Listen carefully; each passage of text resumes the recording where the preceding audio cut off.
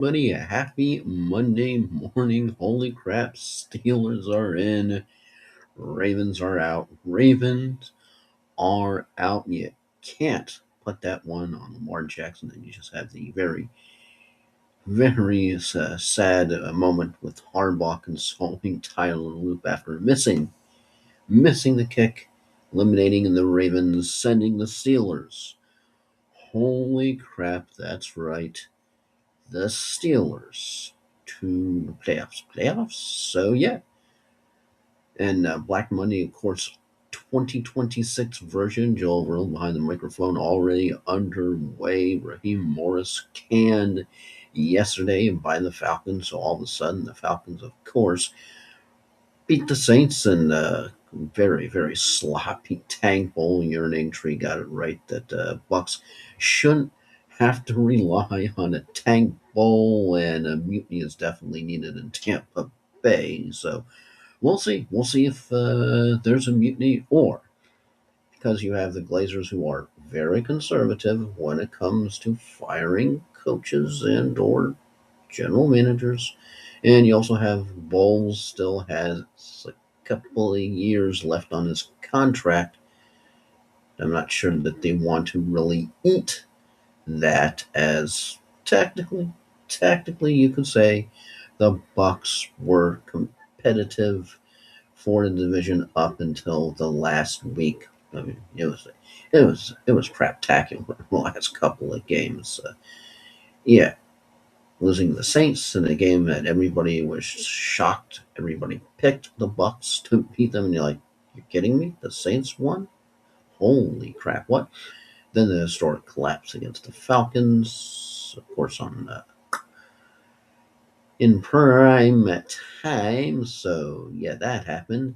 Then of course you lost the Dolphins' emergency quarterback, who actually starting to not look all that bad.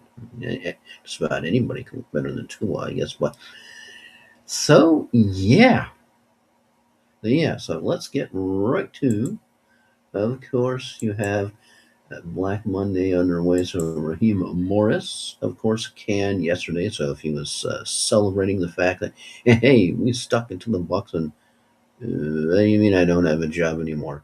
That it was kind of crazy if you think about it. Raheem, of course, originally with the Bucks, then received the double freaking promotion, double, not single, but double promotion to coach, and then he got a coaching gig again in Atlanta. So, boy, kind of crazy. But let's go ahead as we're looking for the playoffs, and I'm like, okay, what did I say? This is just always in the deal when you have way too freaking many tabs saved. But let's go ahead to NFL 9 since it's no longer week 18. As let's go ahead to, we don't want Hall of Fame game. We want the playoffs. Playoffs, week 2026.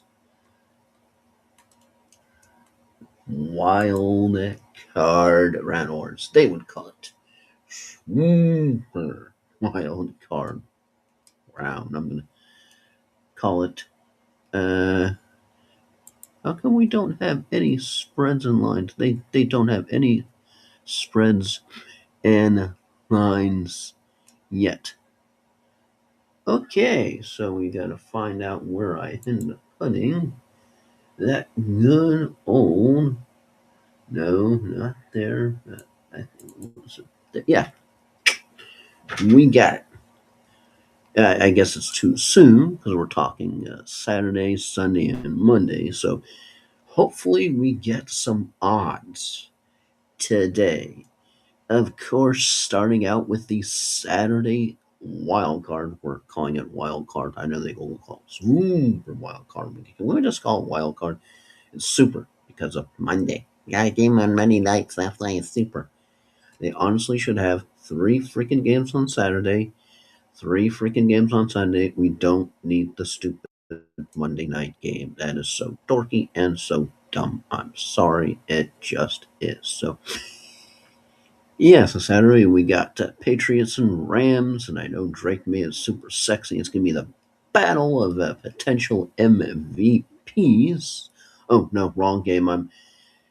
Wrong P team. It's like Panthers and Rams. Yay, we're off to a great start. It's Panthers against the Rams as, yeah, hey, low vision challenges. You know what I'm saying? You know what I'm saying? So we're still kind of winking up challenges, but yeah, yeah. So I know, no Patriots. That's on Sunday versus the Chargers. Wrong game, genius. The Rams against the Carolina. Yeah, that's what I'm in denial as a Bucks fan because you had such hope. You had such amazing hope after Saturday night, and the Bucks somehow won. You had a lot of criticism about the officiating there. They won, and then Hearts absolutely smashed on Sunday because the Falcons ended up beating the Saints. Tyler Shuck pretty good. He did pretty damn good considering he had almost nobody to flip and throw to. I think they did pretty good. Rams and Panthers. I know the Panthers got the Rams earlier in the year and absolutely stunned them. But yeah, that ain't happening here. That is not happening here, especially with how we saw the Panthers play against the Bucks. They lost to the Bucks, but they still got in. I think the Rams are up for a fight. Panthers put up a fight, but I think the Rams showed that they are ready. Plus, Rams are still looking for a little bit of retribution after they almost ended up having to come back against the Falcons. So I think McVay is going to have them locked in and loaded. Yeah, it's not going to be a surprise upset here. Sorry, I don't see that happening. Then you got Packers against the Bears, and no, it was a whole bunch of backups, but just the Packers are banged up, they're dinged up.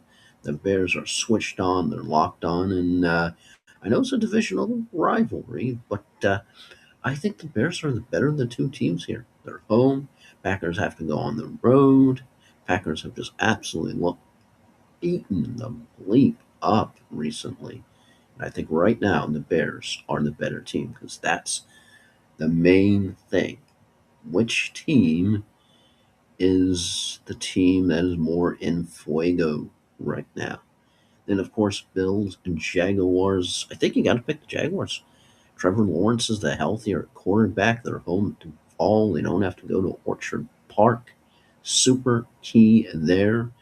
Bills had Josh Allen play one snap to rest him up. He's still dealing with that foot injury. He's not at 100%. Jaguars are just absolutely locked in. You gotta go Duval here. I think the Bills are headed for a very early surprise exit. All of a sudden, I know they look amazing this year, but they've also had times like against the Falcons. You wondered what's going on with the Bills. 49ers and Eagles, I think the Eagles rested up. 49ers look anything but their usual dominant selves against the Seahawks. The Eagles have a defense. Eagles' offense is going to be a little bit rested up. I think you got to pick the Eagles here. I know the 49ers have had a heck of a storied season, just making it to the playoffs, getting as far as they have with all their injuries. I think you got to go Eagles here. Chargers and the Patriots. I think the Patriots have the more functional team right now. Chargers defense has all of a sudden gotten very dangerous, but Justin Herbert's dealing with that non-throwing hand issue. Definitely some question about the Chargers running game. You never know when Lad McConkey is going to show up or is not going to show up. And the Patriots are just switch freaking on right now. Drake May is the healthier quarterback. You have two solid running backs, Trevion Henderson and Ramondre Stevenson, as opposed to Omarion Hampton basically is it, I think, for the Chargers right now. So two threats versus one threat. I think you gotta go Patriots, gotta go with the home team. So far, picking Rams, so that's the road team, picking Bears home team, picking Jaguars home team, picking Eagles home team. So yeah, kind of little bit of chalk since you kind of have to think that Rams are going to be the favorites. I think the Bears are going to be the favorites. Maybe by 3, maybe by 4. Tend to think Jaguars. Yeah, I don't know about that one. Probably Bills will be slight favorites, I think. Eagles definitely have to be favorites. Patriots, I think, have to be favorites there. And for the final one, Texans definitely have to be favorites, and I'm definitely taking the Texans over the Steelers. Yeah, I know they had that amazing game against the Ravens, but oh boy, Texans are a whole other story. Their offense. They rested Nico Collins. Don't forget that. They rested Nico. They rested Nico, so that's going to help them big time. And I think the Texans do just enough. And you have the Steelers join the Bills, exiting the playoffs very, very early. So, once again, summing up the picks, picking Rams, Bears, Jaguars, Eagles, Patriots, and I'm picking the Texans as, yeah, how about that? And please don't send Tyler Loop death threats because apparently that's already happened. So, yeah, yeah, and yikes. So, and of course, Black Monday Tracker as just doing a quick refresh. The quick refresh. What's a refresh? Is that doing a refresh with somebody else? But yeah, it's already been hopping, already been pretty active. Of course, yesterday Raheem Morris canned from the Falcons. He gone this morning. The Falcons actually cleaned house. CEO Arthur Blank removed from position.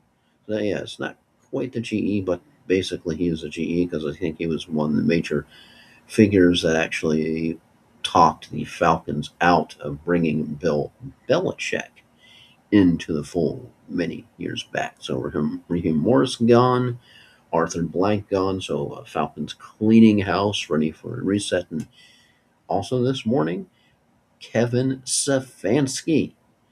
Uh, Chatting a little bit with Flying Ryan, who, because I put up my list and he was kind of surprised I had Stefanski on the list. And he tends to think that Stefanski brings out more from the players that he has on his squad. But apparently the Browns are ready to move on and have somebody else become the scapegoat for next year. As yeah, that had to be tough. All the Schnorr Standards controversy there is really don't have a quarterback. Yeah, but yeah. So Reem Morris is gone. Kevin Stefanski gone. So I said it was 3. So far, we're up to 2 for Black Monday 2026. Who's number 3? Will Todd Bowles survive the day with the Buccaneers? And I saw there's a post that apparently today he was scheduled 3:30 p.m. That they were to talk to players and everything, and then I think available to media. So we'll see. You never know. And also, if you're in charge of a fantasy football playoff league, don't schedule a draft for 11 p.m. at night. I found something like, oh, fantasy football playoff. What does? Oh, okay, this looks cool. And okay, there's a public league. We'll join. Draft time is 11 p.m. Are you flipping kidding me? Seriously? Yikes! That's a little bit late. Maybe 8, maybe 7 p.m. at night. Just don't if you have 2 drafts, do one at 7 p.m., one 10 p.m. Don't do that.